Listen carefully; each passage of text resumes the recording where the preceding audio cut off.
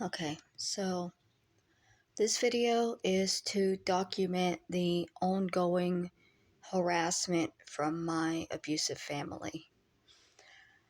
I received an email just now that your guestbook entry for Ronald D. Woods has been approved.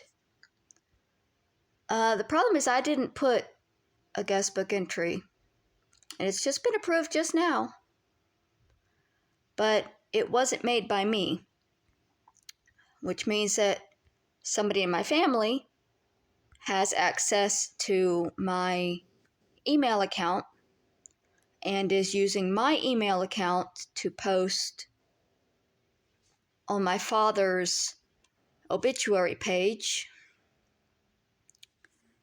So I did check to see what was posted.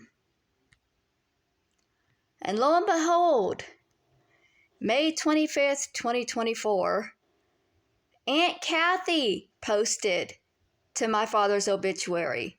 Funny that it sent the email to me as if I posted it.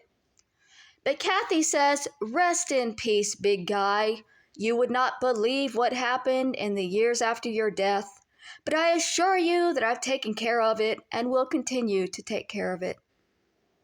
Isn't that kind of Kathy to have taken care of everything? So what is it that she's taking care of exactly? Oh, she's continued the abuse and silencing of me. She's so proud. My father was a monster, and I will never stop saying that or believing that. My father was a monster. My father handicapped his only son. Hold on. Let's get a picture of my brother up. Right. That's my brother. That's Bubba. That's Ronald Jr., whose birthday was recently, which is why Kathy is doing this, because she knows that his birthday was just a couple of days ago, and she's decided to use my love for him to hurt me. Because I do love him, my brother. But he's dead, as is my father. The reason my brother was in that wheelchair is because of my father. It's because of my brother's own father. The boy in that chair, the reason he is in that chair is because a grown-ass man could not keep his hands off of a pregnant woman. My mother was heavily pregnant, 8-9 months. I don't know if my brother made it the full 9 months. I doubt any of us did. She was at least 7 months pregnant with my brother when my father came home and decided he did not want another child.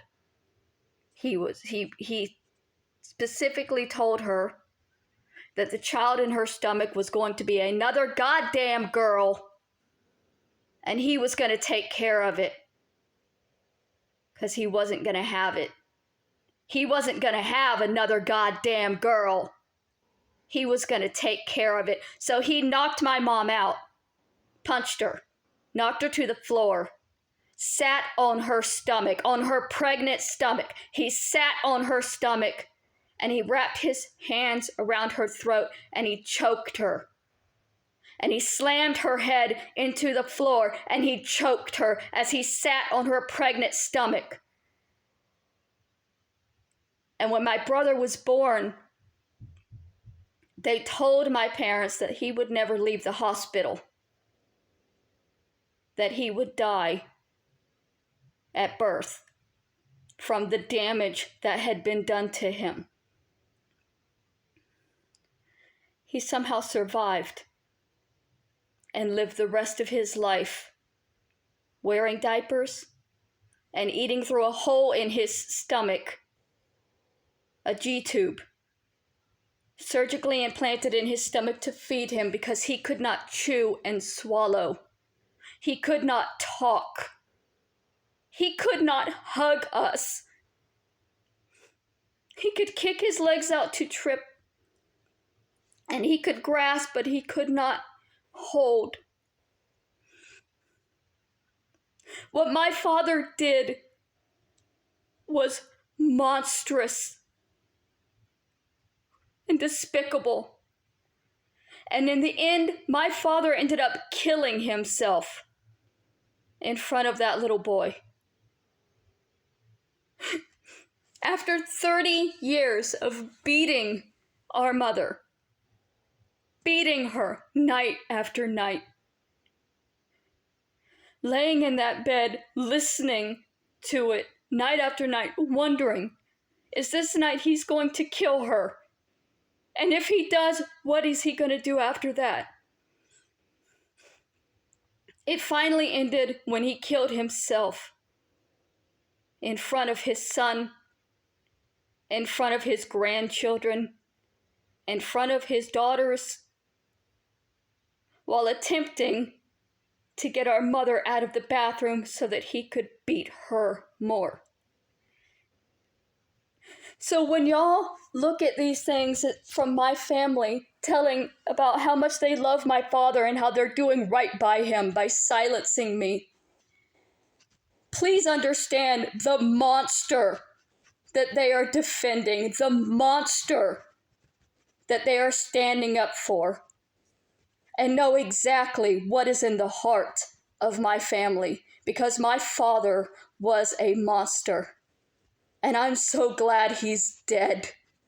And the fact that my aunt used my account to post on my father's obituary page the day after my brother's birthday is exactly why I say my family is abusive still.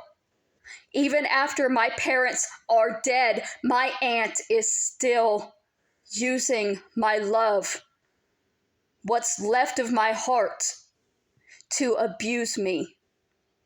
And it's not okay. And I can't do anything but speak out and let people know that this is the reality that I am living. This is the reality that I wake up to every day. This is what abuse looks like. It's not always in your face. It's not always bruises and broken bones. Sometimes it's a simple post on an obituary page at a specific time. The only reason she said that was to hurt me, because it was made after my brother's birthday. My aunt does not care about my brother or my father. She only cares about causing pain to me, her own blood relative. That's my family.